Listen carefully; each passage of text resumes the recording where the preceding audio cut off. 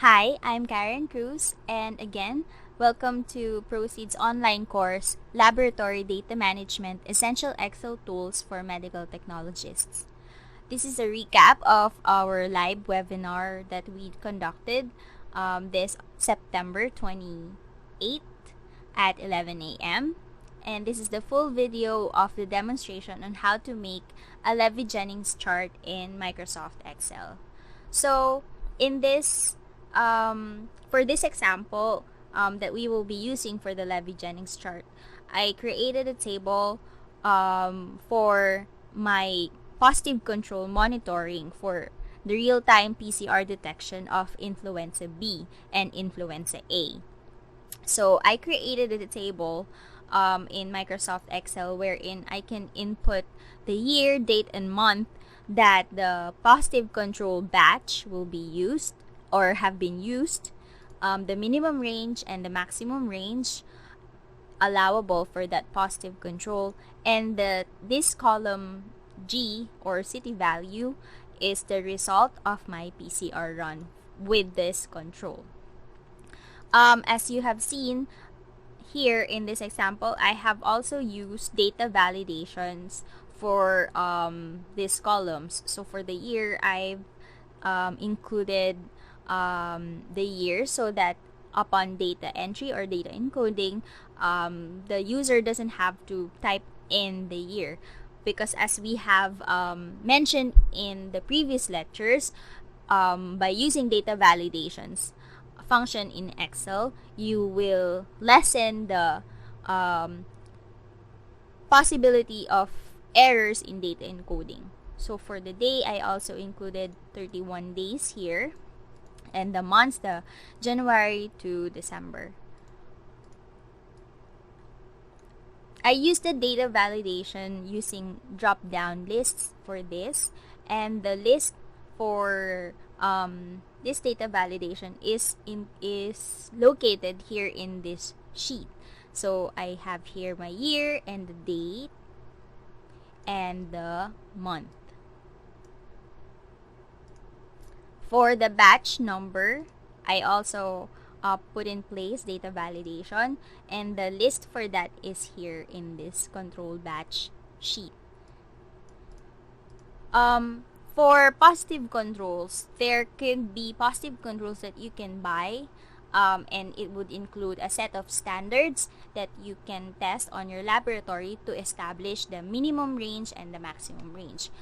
There are also positive controls that would have the minimum and maximum range already included or stated in the product insert, where you can just plug it in this Excel spreadsheet and use it as a reference for your input chart here. And then the user of this spreadsheet will only have to type in the CT value for the positive control run. So let's try it out. Today is the 28th of September. And for example, I used influenza B.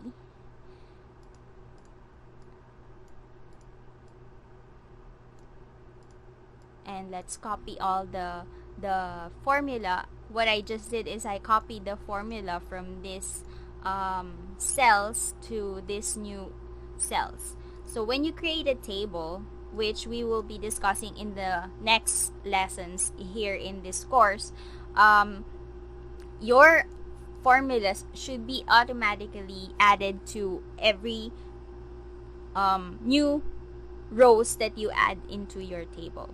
So let's put in here a sample run which yielded 28.56. So you can see that your chart should have added your new entry. That one. Alright. So the good thing about using a table which has all built-in filters here, you can actually have your chart dynamic based on the filters that you apply. For example, you just want to show the runs that you had for September. Your chart would automatically also show just the entries for September. And you can adjust it accordingly based on your report. For example, you just want to show influenza B, then your chart will also reflect only influenza B entries. So that's our dynamic chart. So this chart is a basic line chart with markers. So I selected this line with markers, basic line chart. And for the data, what I did is for the series, which is this, the values in our chart, I reference the minimum range, the maximum range, and the CT value, or the result for each run. And then for our x-axis, or the horizontal axis, I use the date, the month, and the day. I can also include the year if we have exceeded 1 year for the use of this control. But for this example, I just included the month and the day. So that's my chart. We will be discussing how else you can edit your chart based on whatever you need. So that will be discussed in this section of the course this week. We have lessons to demonstrate how you can add legends or data chart titles and modify the series here in your chart. So for example, let me show you. If you want to change the colors of your series,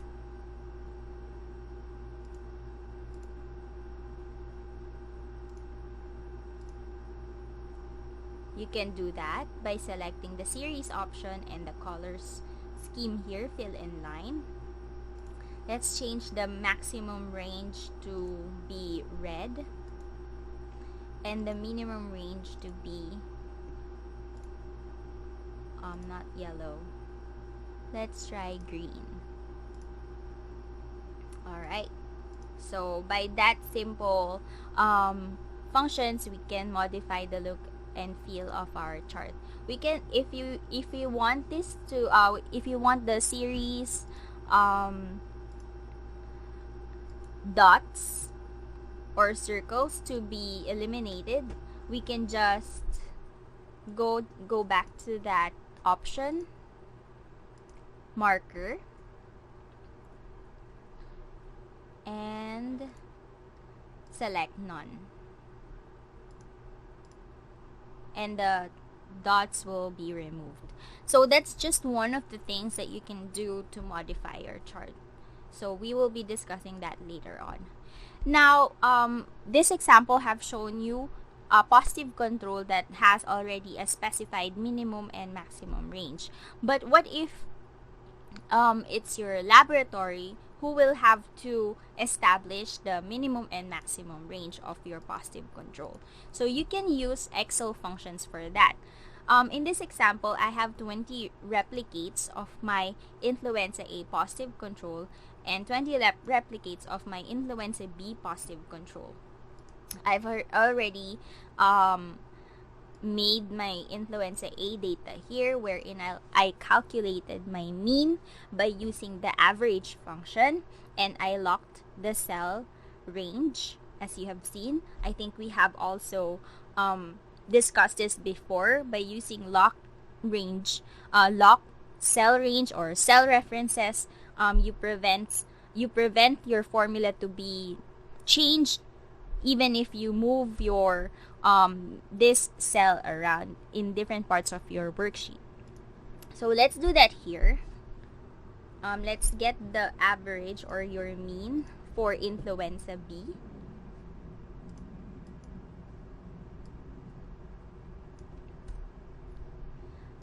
And your standard deviation for influenza B. Again, I'm using the auto sum or auto function here.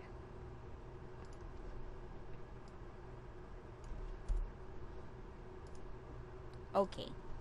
Now to compute for your +1 SD, your formula would have to be standard deviation times 1 plus your mean.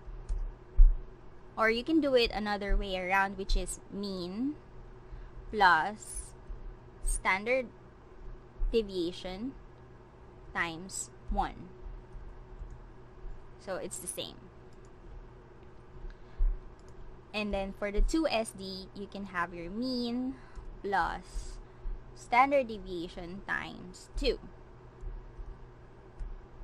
And then for the +3SD, mean plus standard deviation times 3.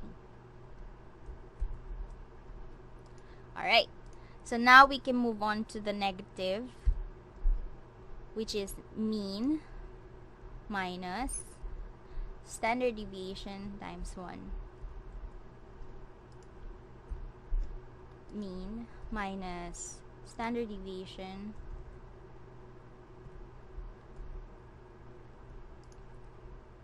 times 2. And then your mean for the minus 3SD, standard deviation times 3. Okay, so this, your +3SD would be your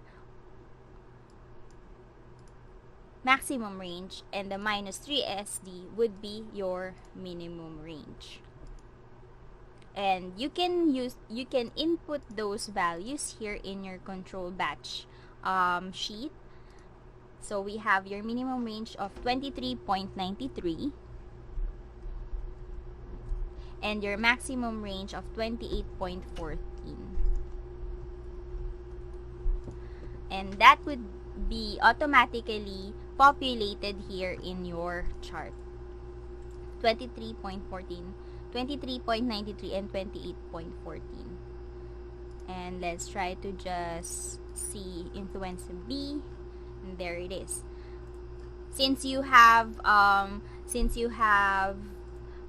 inputted a new control batch range, then you'll have to check if your control values are still within this range, and you will have to enter your values here. So for example, for different times, we have 23.65,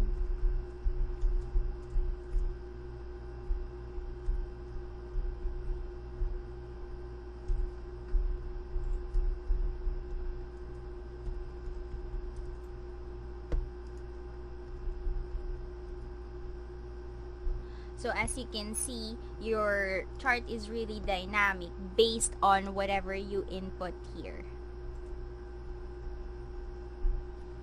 Okay. So, and the dates, you can also modify it here. So that's an example of a combination on how you can use data validations, writing your formulas into one spreadsheet that will monitor your positive control or your quality controls in your testing laboratory. So I hope this is helpful for you guys. If you have any question, just post it in the comment down below or email us at proceedtechinc@gmail.com. Thank you for listening, and I hope to see you on next week's live webinar.